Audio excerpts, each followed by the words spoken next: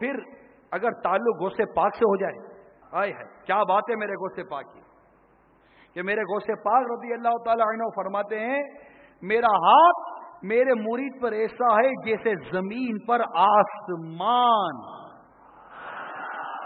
خدا کے فضل سے ہم پر ہے سایہ غوث اعظم کا، ہمیں دونوں جہاں میں ہے سہارا غوث اعظم۔ خدا کے فضل سے ہم پر ہے سایہ غوث اعظم کا، ہمیں دونوں جہاں میں ہے سہارا غوث اعظم کا، مریدی لاتا کہے گے تسلی دی غلاموں کو، مریدی لا تک اب سمجھتے نا، میرے غوث پاک فرماتے میرے مرید تجھے خوف زدہ ہونے کی ضرورت نہیں ہے،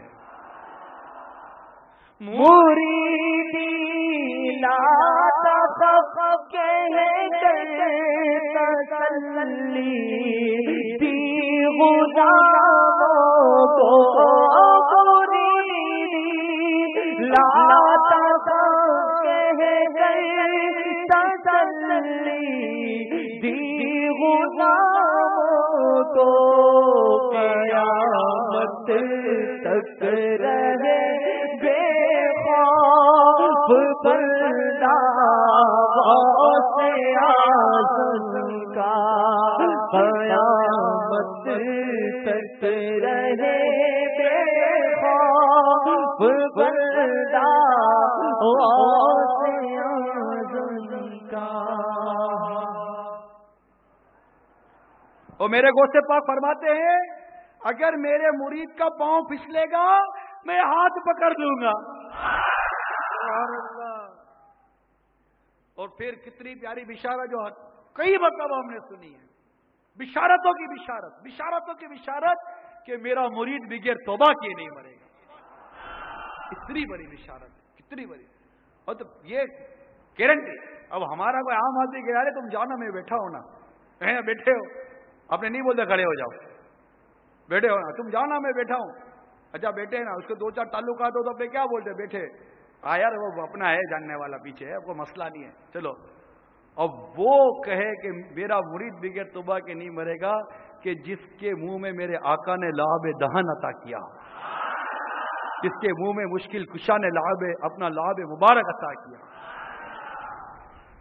وہ جو میرے آقا صلی اللہ تعالی وسلم کا ڈاڈلا بیٹا ہو، کہ میرے آقا اعلی حضرت امام اہل سنت کتنے پیارے انداز میں آقا کی بارگاہ میں ان کا واسطہ وسیلہ پیش کر رہے ہیں۔ تیری سرکار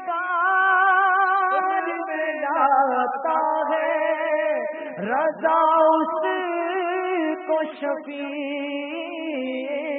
تیری سرکار میں لاتا ہے رضا اس کو شفیع، جو میرا غوث ہے اور لاڈلا بیٹا تیرا،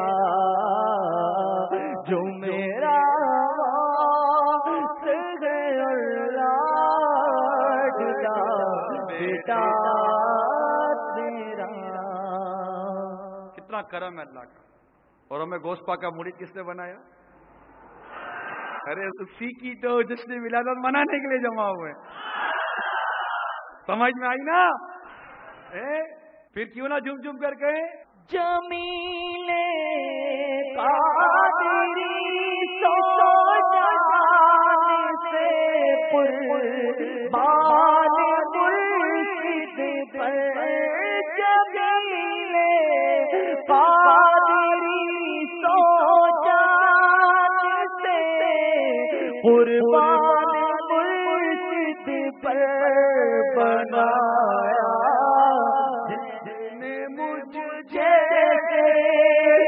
بندہ غوث اعظم کا بنایا،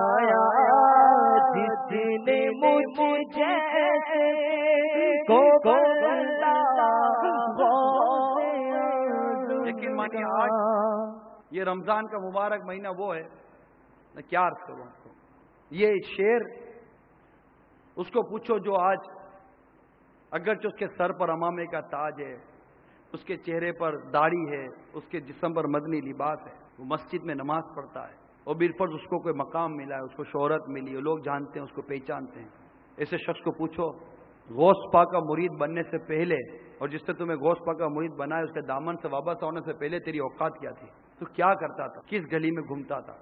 رمضان ہی کی بابرکت گھڑیاں تھی جب ان کے مرید بنے تھے، یاد کرنے کی گھڑیاں ہیں۔ مجھے ایاز و محمود کا واقعہ یاد آ رہا ہے۔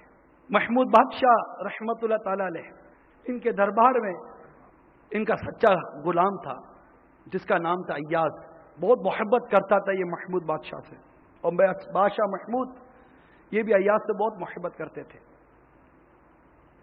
لیکن جب محبت یہ ایک ایسی نعمت ہے کہ جہاں یہ نعمت آتی ہے وہاں حاسد بھی جمع ہو جاتے ہیں، تو ایاز کے حاسد بھی اس کے پیچھے پڑ گئے اور محمود بادشاہ کے کان بھرتے رہتے، کسی نہ کسی بات پر اس کے خلاف کوئی نہ کوئی لابنگ ہوتی۔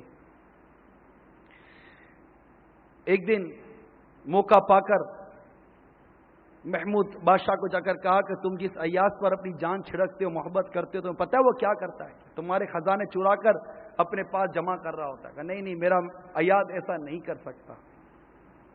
کہا ٹھیک ہے آؤ ہم آپ کو دکھاتے ہیں، چلو چلے۔ جب دروازہ بجایا، دروازہ نہیں کھل رہا تھا، دیر ہو گئی، تھوڑی دیر کے بعد دروازہ کھلا، محمود اندر جا کے ہوئے، پوچھا ایاز کیا کر رہے تھے؟ ایاز خاموش۔ ایاز کیا کر رہے تھے؟ ایاز خاموش۔ حاسدوں نے کہا ہم نہ کہتے تھے، وہ دیکھے باکس پڑا ہوا، اس کو کھولیے، اس میں کیا ہے؟ کہا ایاز یہ باکس کھولو۔ کہا علی جا رہنے دیں۔ ایاز ہم کہہ رہے ہیں باکس کھولو۔ علی جا رہنے دیں۔ زبردستی باکس کھولا گیا۔ محمود بادشاہ کی آنکھیں پھٹی کی پھٹی رہ گئی۔ اس باکس میں پھٹے پرانے چپل تھے اور ایاز کا بوسیدہ پرانا لباس تھا۔ کہا ایاز یہ کیا ہے؟ کہا بادشاہ سلامت، رات اکیلا جب اپنے کمرے میں آتا ہوں اور آپ نے جو یہ شاہی پوشاک دی ہے، شاہی تاج، شاہی پوشاک، یہ شاہی جوتیاں، جب یہ اتارتا ہوں تو اتار کر ایک نظر اس باکس میں دیکھتا ہوں کہ ایاز اپنی اوقات کو بھولنا مت۔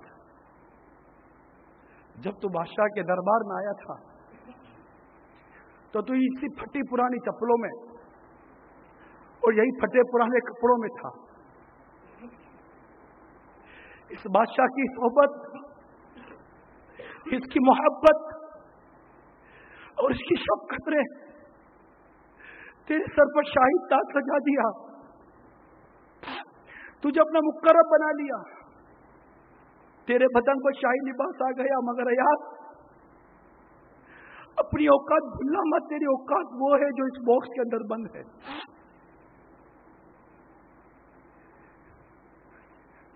وہ اسلامی بھائی غور کریں،